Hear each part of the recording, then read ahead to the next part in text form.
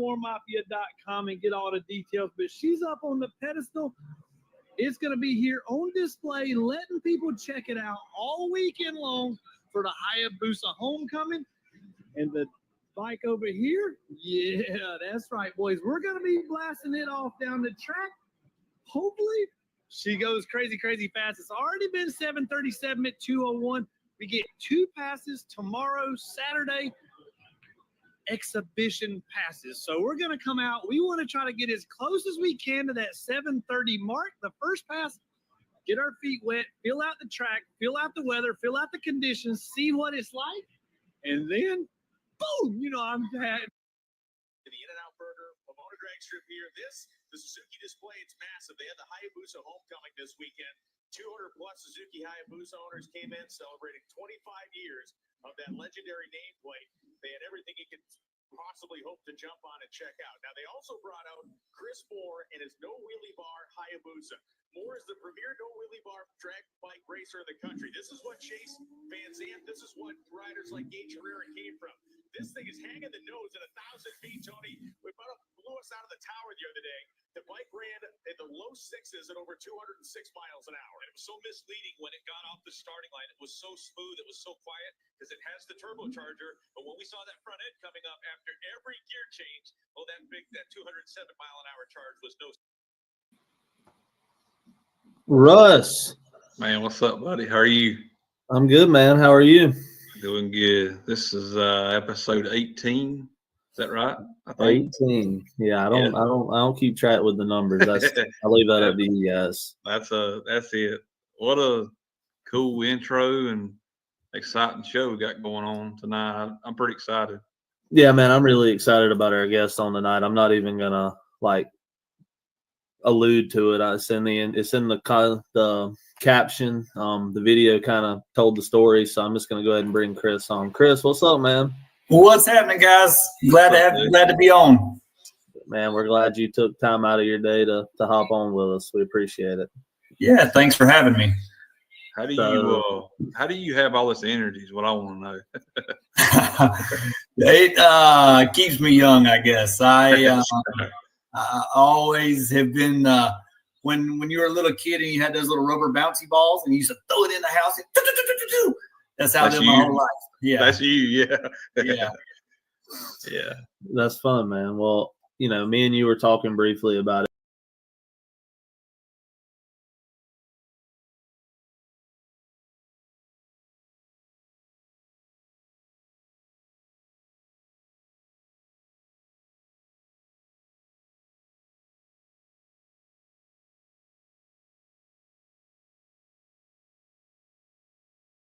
.00002.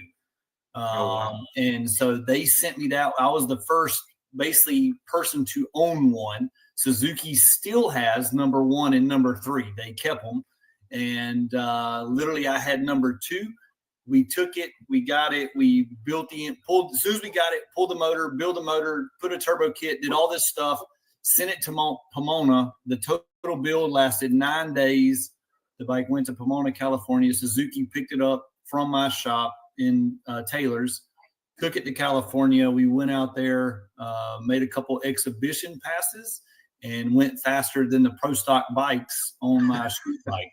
So the street bike literally, and even when we went out there, I said, my goal is to go faster than the Pro Stock bikes. And I'm riding my bike to dinner at In-N-Out Burger tonight. And, that's what we did. So we went 206 miles an hour. And as you can see, it's a local, I ride that thing around town, do all kind of stuff. We went to Daytona Beach Bike Week with it.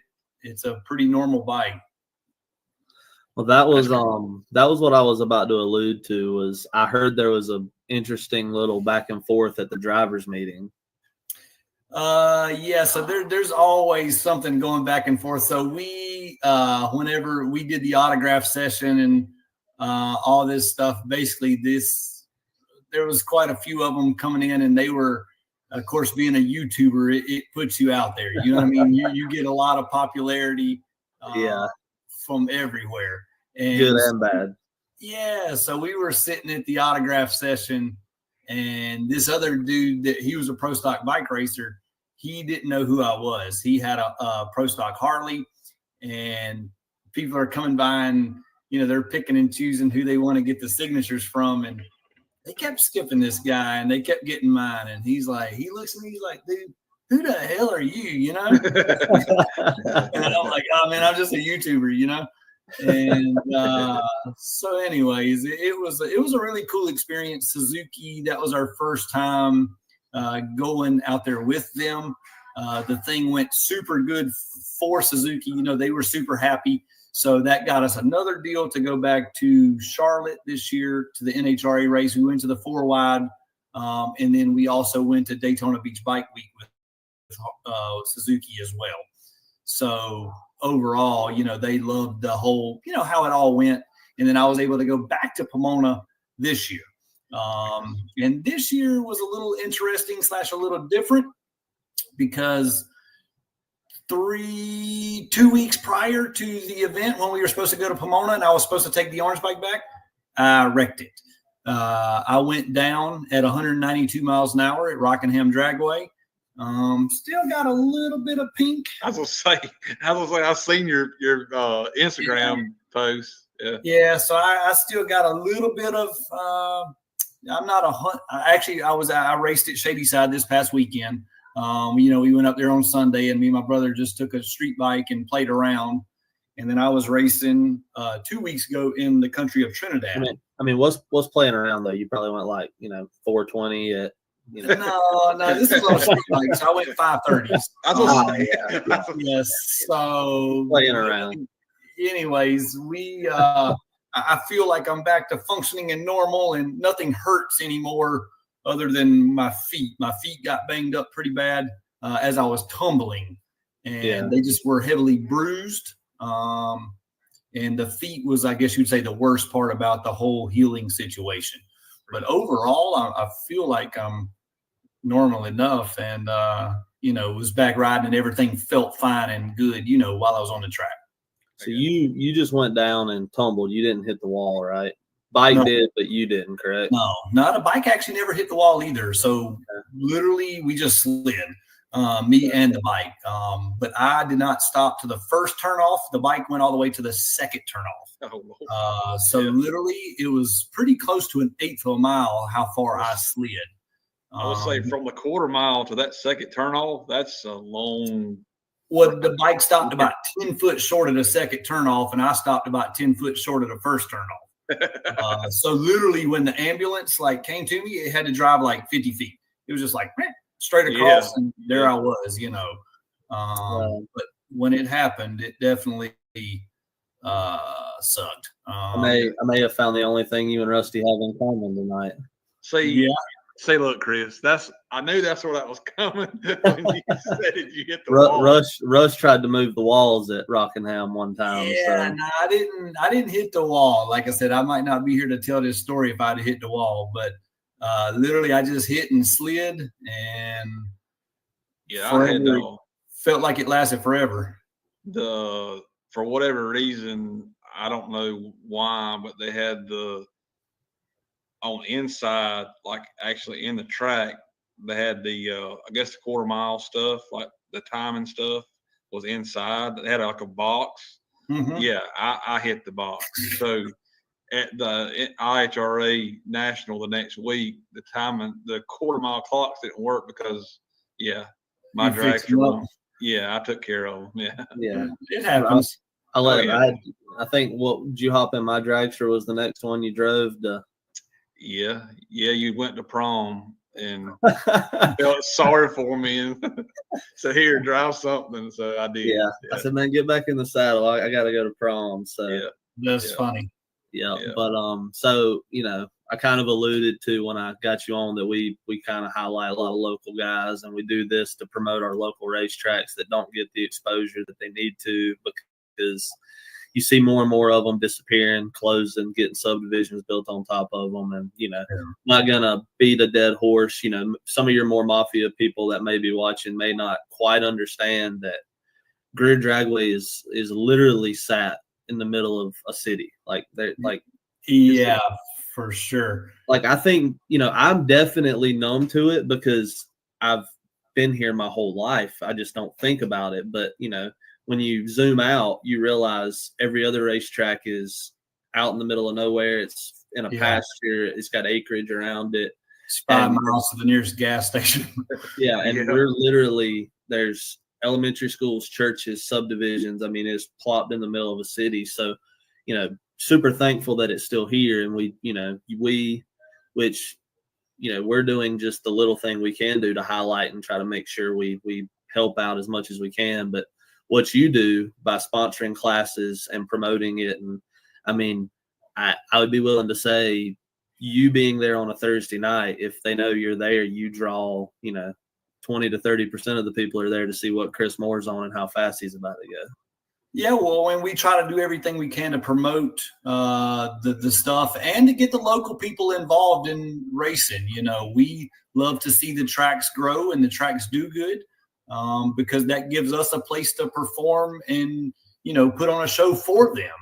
And the good thing with Greer is it's all 10 minutes from our house. You know what I mean? Like nobody got to, I say nobody, but for the most part, a lot of the crowd that's there is within a 30-minute window, you know, and a lot of the fans that are there are within about a 15-minute window. You know what I mean? There's a lot of them that are super local, and there is no track in the country like it, you know, to where you can leave there and be at Applebee's or somewhere in 3 miles. You know what I mean? Yeah. You know, it's just everything is so close, and that's really cool, you know, feature with that track for sure. Yeah, I mean, you know, most racetracks you have an option of where to eat when you leave. Like we have, we got 50. Yeah. It's just anywhere. Stay open the most. I mean, we're already, you know, getting people saying how bad you are on two wheels, which I think, you know, it's kind of easy to notice. So, yeah, I mean, growing up, I think you're a few years older than me, and you went to Blue Ridge, right? Yep. So I'm 39. I'll be 40, the elusive 40 in February. So getting close. Keep that bouncy ball bouncing around the house. Yeah, for sure. Yeah. Well, I mean, I always used to tell everybody, because I went to Greer, and I'm 42, and I used to tell everybody when they would ask me, because, you know, I grew up, everybody knew I was there on Saturdays. Yeah. I raced on Saturdays. And you know, everybody knew you were there on Thursdays. Yeah. They would always ask me, you know, Chris, and I'm like, I mean, I know of Chris, and I know who he is and what he does, but I'm like, man, I'm not sure, but I think he came out of the womb like on two wheels. Pretty much. So this was way back in the day before I guess you'd say all the rules. Mike Greer more or less made a deal with my dad. He let me run at a younger age before I had my license, as long as I went slow. So you had junior dragsters, and I didn't want that. You know what I mean? I was like, Dad, I want to race a motorcycle.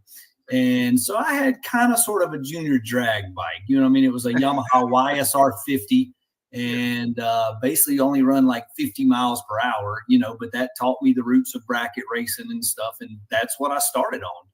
And then, of course, when I turned 15 and got my driver's license, that's when I was, you know, Mike let me progress up. And basically at that point, you know, I had a motorcycle license, and I rode, you know, my dad stepped me up little by little. So, you know, I guess you would say I was progressed into a real motorcycle.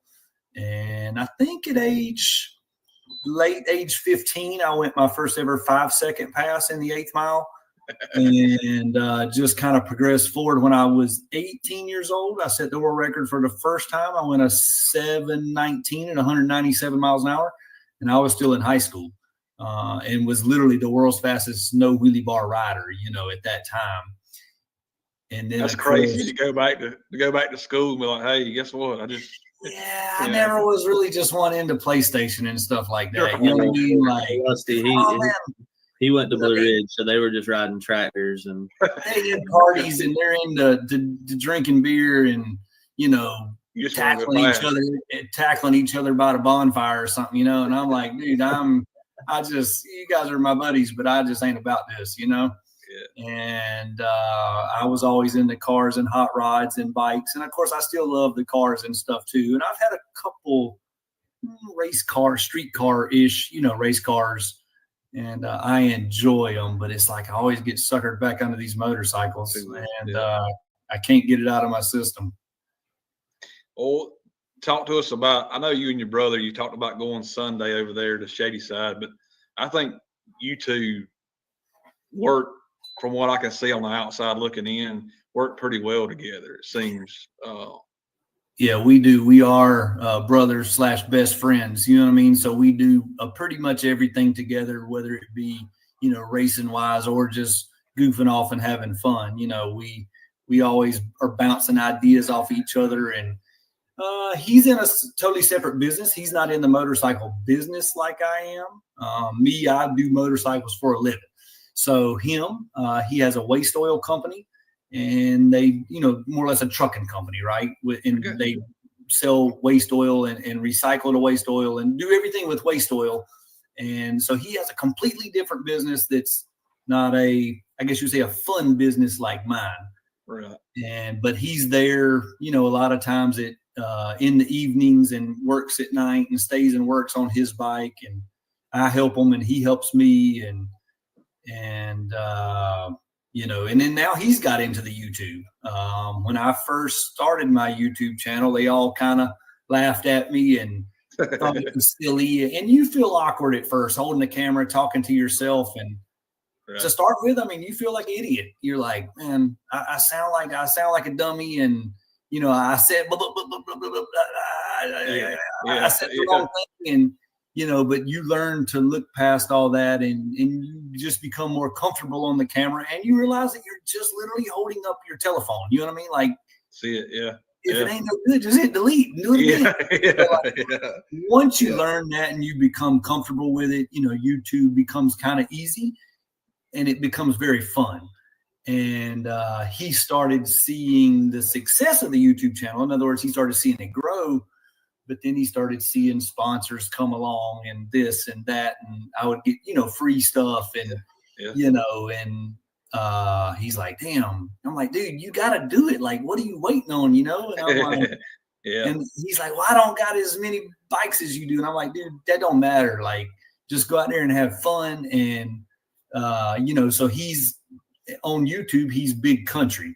And the name has grown. It's become pretty big. I think he has right at 35,000 subscribers, and he pulls a lot of views every month, and he's worked really hard at it and invested a lot of time. And YouTube is a lot of time and it's a lot of money.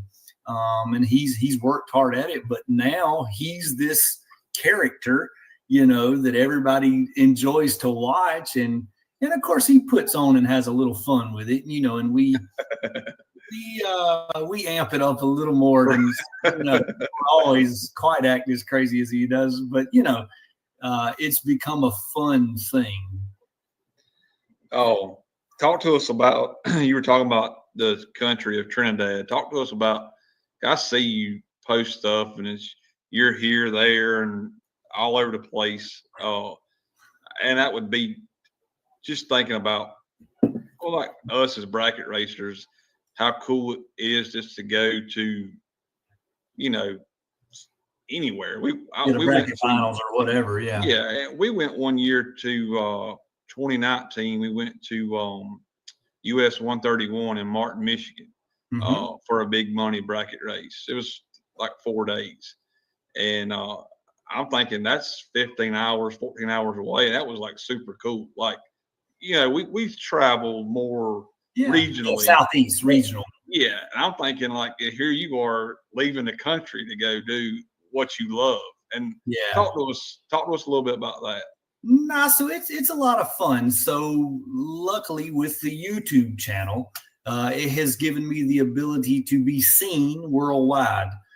So on average, we pull 1.5 million views per month on the YouTube channel.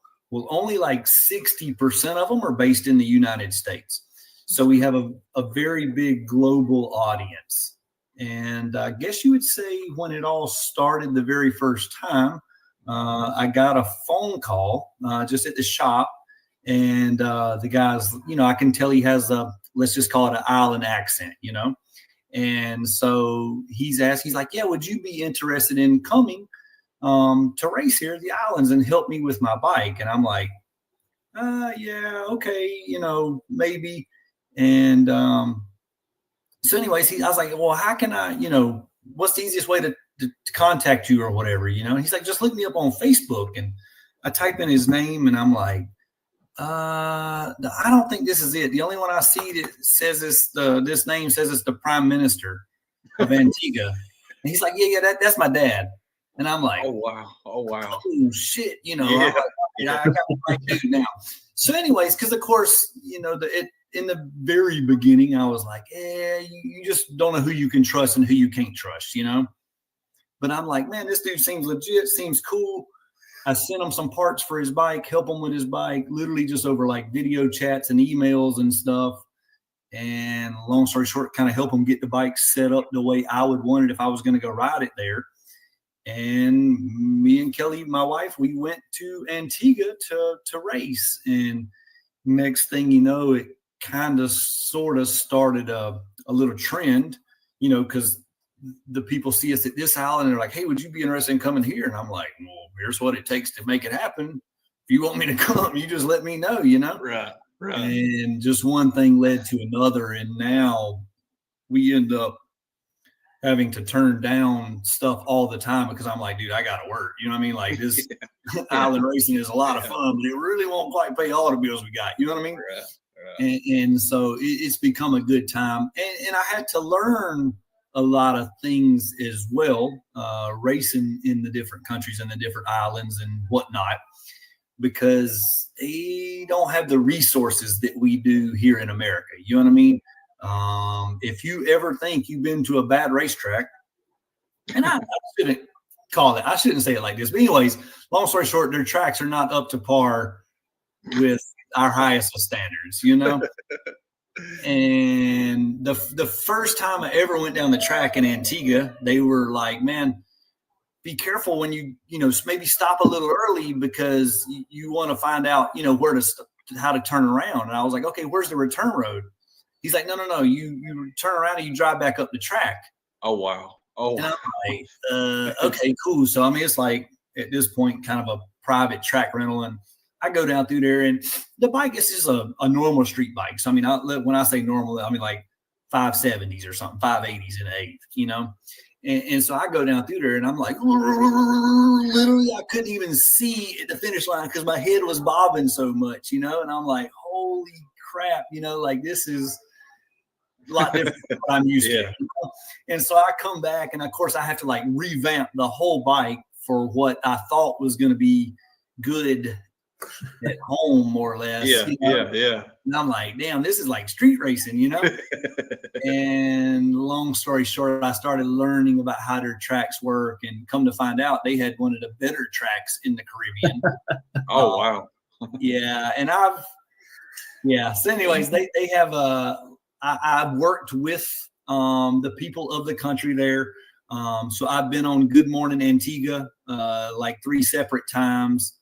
I did a podcast with the Prime Minister in Antigua. In other words, I went to the radio studio and we had like an 1.5 hour long podcast about how to grow the sport of racing in the country, what it can bring to the country, as far as tourism goes. And so we've done a lot to bring, I guess you would say, racing, to grow it worldwide. Yeah. I've been to Trinidad, we've been to Curacao, we've been to Antigua, we've been to St. Martin.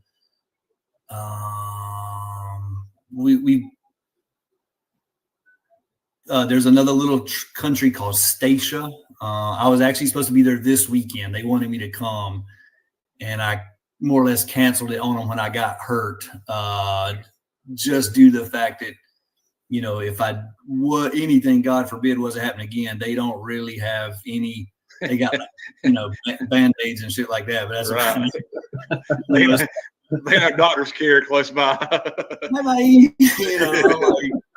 I was like, yeah, man, I didn't know I was going to be iffy on if I was going to be healed back up in time. And I'm just like, man, let me just pull out of this one. But it's a lot of fun. But we were just in Trinidad last week or 2 weeks ago.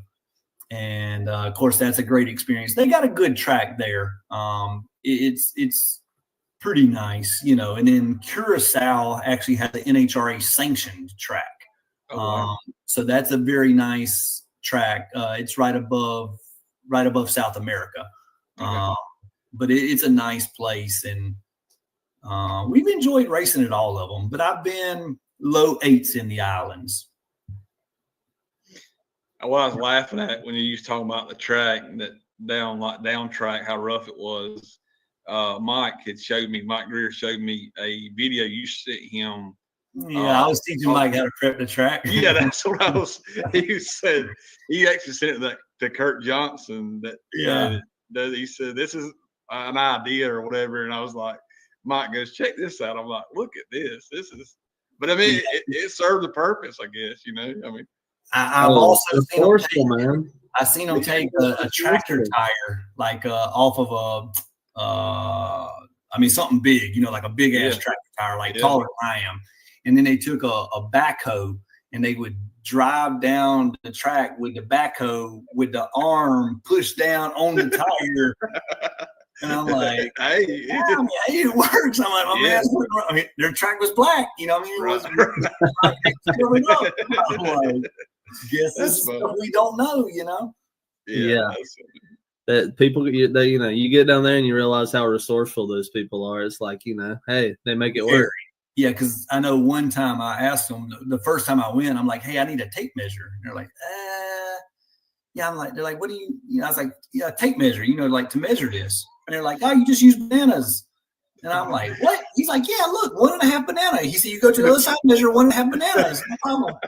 And I'm like, damn. I'm like, for real, dude. And I'm like, I went and put fucking 1.5 bananas and 1.5 bananas on the other side. And she was dead even, And I'm like down the racetrack, Yeah, that's, I can't wait to use that. That's my next unit of measurement is going to be a banana. What I tell you is a true story. I swear to God, dude. I ain't lying.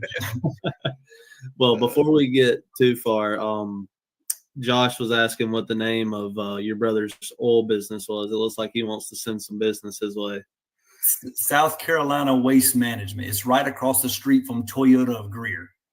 Yeah, there you go, Josh. If you're still on, South Carolina Waste Management. Tell them Fatrabbit and Stick Show sent you. That's it. Might get charged more. He's going to say who's not. That's what he's going to say. Yeah, charge.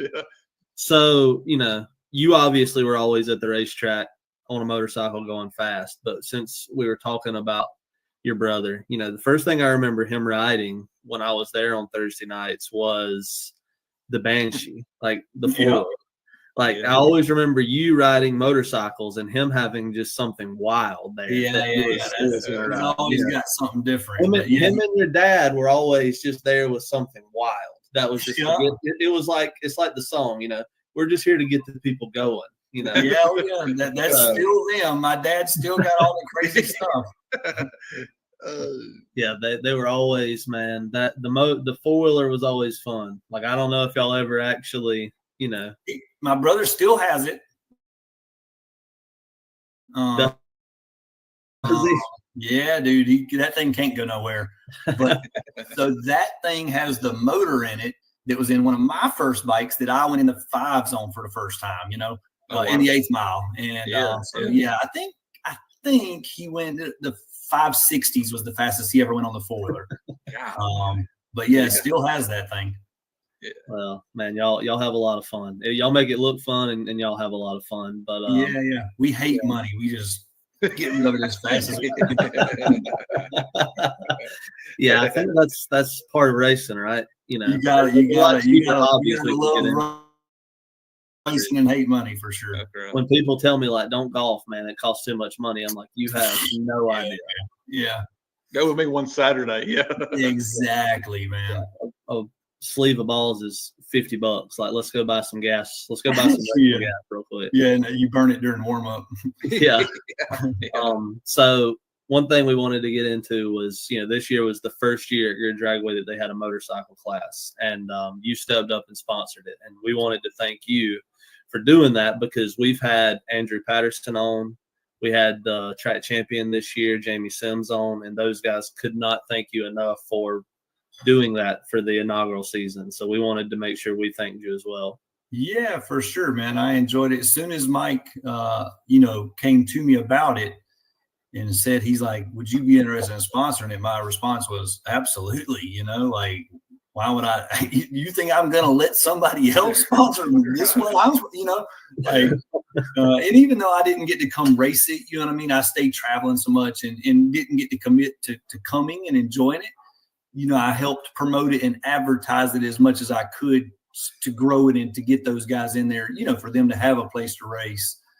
And like I said, come 2025, I'm definitely sponsoring it again. Like, we want to see the class grow and do as well as possible.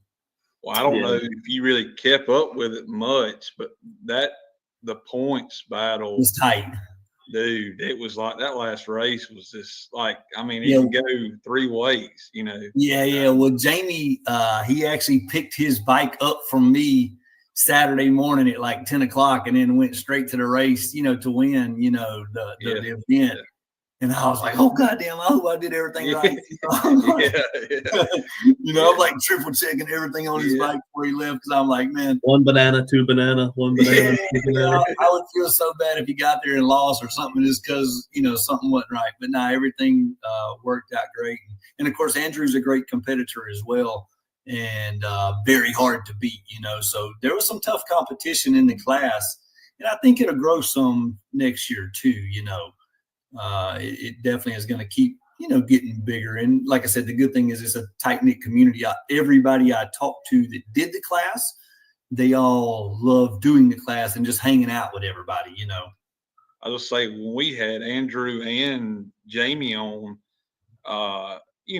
with us, my daughter runs juniors and then running a big car and stuff like that, you can watch, but you're not like, just dead set, pay attention. But just listening to them guys, they're like, they really, like Andrew and Jamie really didn't know one another prior to the season. Yeah. And like when the season ended, it was like all them guys were like really, like you said, a tight knit, help one another, just the way racing is, I mean. Yeah, for sure. And the good thing with the bikes, 90% of them are Suzuki. So a lot of people will have, spare parts or whatever. So, it's a good, everybody kind of bonds together. I mean, of course, nobody wants to lose when you get on the starting line. You know what I mean? You hate everybody on the starting line. But when you get back to the trailer, oh, man, good race. And, hey, come over here. We're grilling out later. You know what I mean? Like, it's just kind of the way it is with 99% of the bike races. Yeah, it's definitely everybody says that, you do this and it's family oriented. You do this and you become family. But, we drag race and we can obviously say it's more that way because we do it and we're going to defend it more. But, man, you really do become family at the racetrack. Oh, yeah, for sure. Even at the grudge races. So we have been big into the grudge racing in the past. And of course, these guys are, knock down, drag out. You think they're going to fight. And then as soon as the race is over, they pay the money, they get the money, and they're grilling out together. You know what I mean? They're good. Yeah. And nobody is really, very, very few of them truly, get mad or don't like each other. You know what I mean? Like 99% of them is all just cool as can be. But it wouldn't be as fun if you weren't going back and forth before the race started. Absolutely. Yeah. You got to have a little bit of trash talk. You know what I mean? Like this stuff. And a lot of this stuff, racing doesn't go the way you want it to go every time you go to the track. I've left the track, I don't know how many times, and told you I hate racing. And then 3 days later, I'm like, get back to the track. You know what I mean? Yeah. And like, we've all been there and done that. We've all hated our car, or, you know what I mean? Like you went and you fixed it and you worked all week and you went and it broke again the first pass. Well, if you didn't have that family or that friend support, at the track to make it some sort of fun other than this damn car, or motorcycle, it's like you would throw it all out. What's the point? Yeah. Exactly. What's the point? So the family part is very important. Yeah. And like you said, it's just the banter beforehand makes it so much more fun because you got to have that and it makes you closer. I mean, oh yeah. I've following you on social media in the past, I know you're a high level kickball player. So, I'm a high level rec league basketball player, and the banter during the games and stuff is always fun, and might come to blows, but after the game, you're all hugging it out. Yeah, cool. Yeah. Yeah. So it's the same way. It translates across all sports. If you can't talk a little junk during and before, So what he's actually trying to say is, if anybody's listening, if they have a 10-day contract for like NBA, the league, CJ's willing to sign up, right? 3-and-D guy, man. 3-and-D, two-way player. I'm offensive and defensive guy. Hustle. That's all I bring. Hustle and vibes. That's all I can bring. 6 man a year. Is that what you are? Hustle and vibes is all I bring these days. But so Cody works for WDRA. He wanted to make sure he thanked you as well. Yeah, well, I appreciate that, Cody. We, like I said, I do everything I can to make all the racing, it go as well as possible and to grow all of it, But I don't want to keep you any longer than we have already. I really appreciate you getting on, Rusty. Do you have any other questions or anything you want to ask? Well, you was talking about Pomona and that experience, and I'll keep it short, but like mixing up and rubbing elbows with these pro stock guys. Is there somebody like growing up that you kind of, I don't want to say a hero, but you kind of look to as a rider, like on that side of things? So a lot of the pro stock riders, I actually, like Gage Herrera, for instance, Gage is a no-bar racer. So he came from our world, Richard Gadsden, he's a no-bar racer. But I've always just kind of stayed in my own, there's a lot of riders I respect and look up to and think they're, excellent riders. Right. Richard is one of them. Now, Gage, I haven't known as long as Richard. Richard I've known forever. Me and Richard are the same age. And I can remember, meeting Richard when I was 16 years old. And we've been competitors. And we also butt heads a lot, have in the past. And, in the grudge stuff and have just been fierce competitors, So actually, when I was out at Pomona this past time, it rained a bunch while I was out there. And I had on Hey Dudes because I had my feet all bandaged up, and I was like, Richard, I need a ride to the car, man. It was like a mile back. And anyways, he took me to the car, So like I said, we're all buddies. But, the one that helped me the most with any of the racing stuff and always like pointed me in the right direction and looked up to as a kid was my dad, because he's the one that got me addicted to this evil sport. And, because he basically raced cars. And I went to the drag strip every week, with him. And he always had some kind of hot rod or something. And I said, Dad, I want a drag race. And he's like, well, you want junior dragster? He's like, look at these kids. And I'm like, nah, I want motorcycle, Dad, and that's just kind of where it all started. And of course, he funded the whole operation till I was about 18. And he's like, all right, Chris, this stuff is getting really expensive. He's like, if you want to do it, you got to figure out how to do it on your own. And I said, well, I ain't goddamn stopping. I said, watch this. That's when that ball started bouncing even more and more. Right? It had to. So, anyways, I figured it out. And next, like I said, here we are today. Of course, it took me a long time, but, now I'm sponsored by Suzuki themselves. I have a lot of sponsors. And they help me with, free product and free this and that and support for all kind of stuff. And we're super fortunate to have all that stuff too. Couldn't hardly do it without them. Well, I know we don't have a huge platform here, but if you want to thank any of those guys here, and if you want to tell anybody where they can subscribe and find you at, go ahead and let them know where they can find you. Yeah. So, the first thing, we have Moore Mafia YouTube. So we put out 2 or 3 videos every week, whether it be tuning a motorcycle, modifying a motorcycle, or racing a motorcycle. And then every once in a while, we have a few little just random fun videos that we'll put together. But Moore Mafia on YouTube, Moore Mafia on Facebook. And then we have Instagram as well as Chris Moore Mafia. But, thanks to all the sponsors that help us out. Literally, we have Suzuki Cycles, Prox Performance, the list of them is long, and I don't want to get into naming them all. But I mean, like I said, if you go to our website, mooremafia.com, which I guess I'll go ahead and plug this, mooremafia.com. I got a 2025 GSXR 1000 right now that we're giving away. So all you got to do to enter to win, literally go to the website, buy yourself a sticker, a keychain. For every $1 spent, you get one entry. And at the end of we're basically cutting it off New Year's Eve. And then the first week of 2025, we're going to announce the winner. Somebody is going to get that 2025 GSXR 1000. They could have spent $5 or they could have spent $500. But at the end of the day, somebody's going to win that bike. Rusty, I know what I'm going to get you for Christmas. Now I'm getting you a sticker and a keychain. Yeah, I'm I'll going tell to you win what, keychains it is. And So then I'm going here's- to win the motorcycle class next year. There you go, dude. I got it fully set up. We got it all. You got it set up. I mean, But you the got to good put thing it in about the, it you got to is- put it in the universe. If you don't win, you still get your sticker and your keychain. That's right. Exactly. It's a win-win. I mean, it's a win-win. It's a win-win. Yeah. And so we've done, I do about 4 per year. And the last guy that won one is a really cool story. And we'll end with this. But the guy, him and his buddy was sitting there eating lunch. And he's like, hey, man, did you see Moore Mafia's giving away that bike?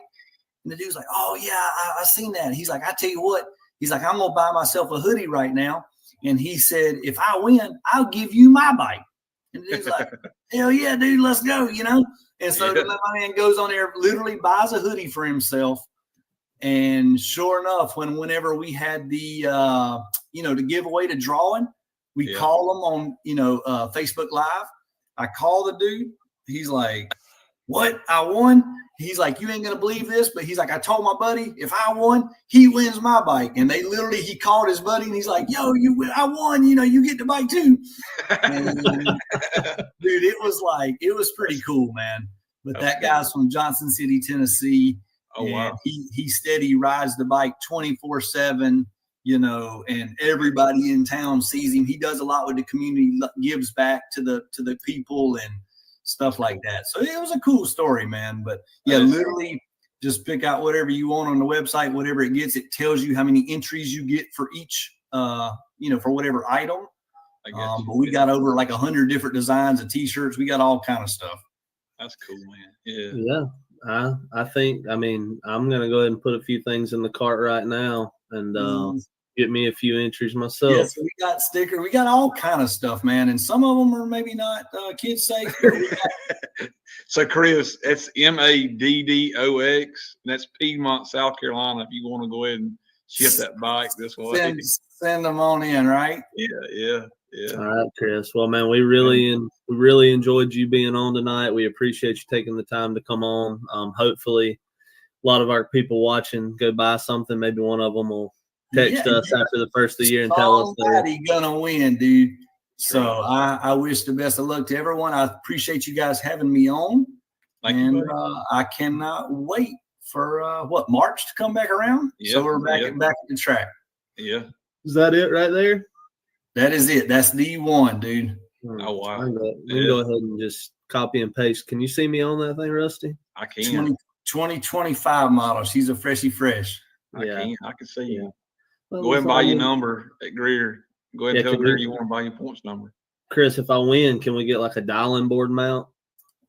We'll get you whatever. We'll put the dial in is going to be down there near the rear axle, right by the exhaust pipe. Yeah, so we'll make it happen.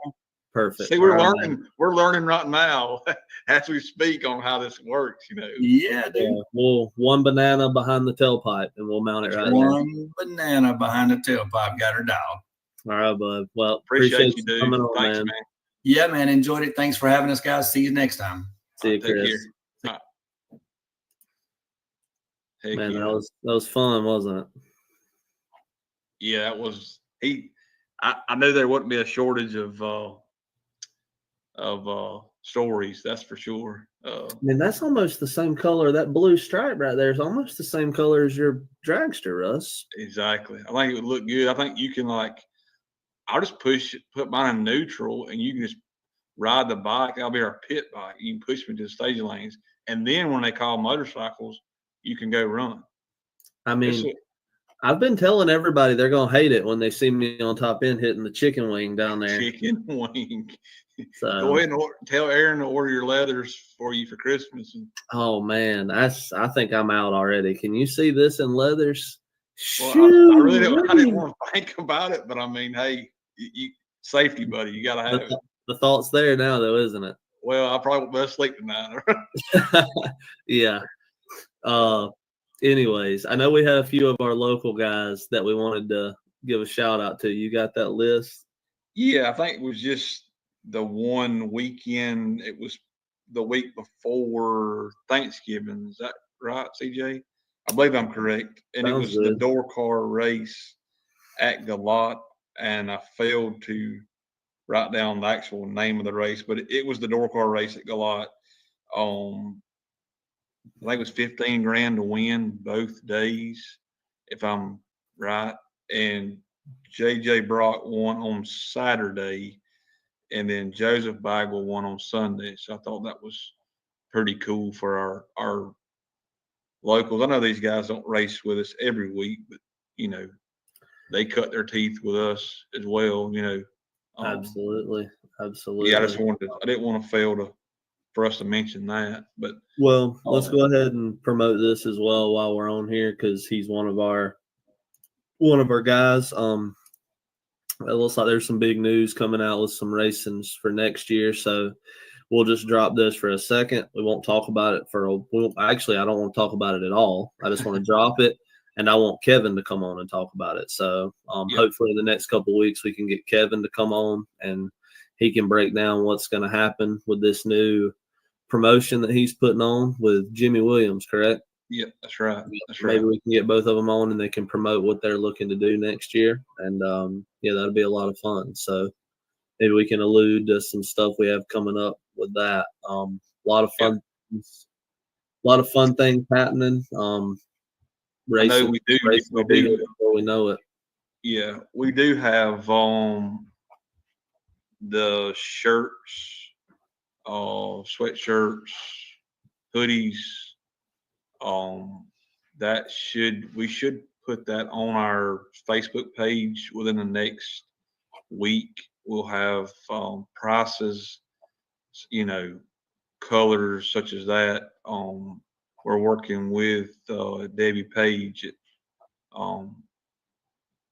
in her business and stuff. So I'm hoping within the next week we should be able to put that out.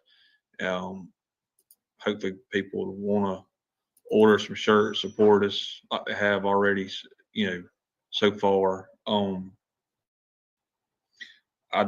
We will not go live next week.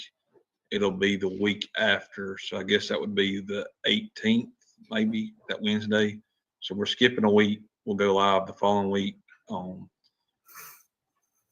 have everything really nailed down for sure who the guest will be, but we got some things in the works for sure, like CJ said. But it's always fun. Tom had to be off tonight. That's why he wasn't on. His dad had some health things going on, so he had to kind of tend to that. So I thought it went really well, CJ. It's good to have him on. Hopefully our motorcycle class can grow over there on Saturdays. I hope it'll be a good time this year. So yeah, I agree. I mean, and we didn't get to gig him on it any, and he said, he didn't get to make it over there, but maybe I wanted maybe Chris can come over there one week and mix it up with those guys. It'd be pretty cool. Yeah. Yep, absolutely. Well, man, I enjoyed it as always, and we'll see y'all in a couple weeks. Yeah, appreciate it, guys. Thanks for watching.